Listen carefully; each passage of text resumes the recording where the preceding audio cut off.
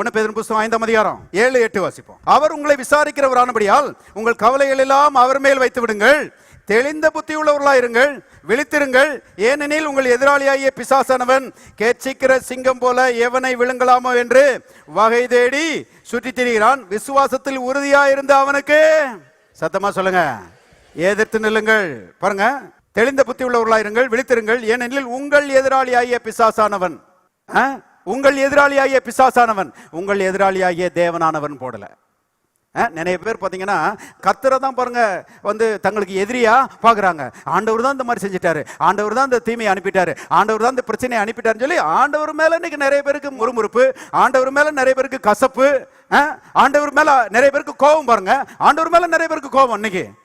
ஏன்னா இவங்க என்ன நினைக்கிறாங்கன்னா, இவங்க வாழ்க்கையில் நடக்கிற எல்லா தீமைகளுக்கும் கர்த்தர் தான் காரணம்னு சொல்லி அருமையான இவங்க நினைச்சிட்டு இருக்கிறாங்க. அருமையானவர்களை, உங்கள் எதிராளியாகிய தேவன் போடலங்க, உங்கள் எதிராளியாகிய யாரு?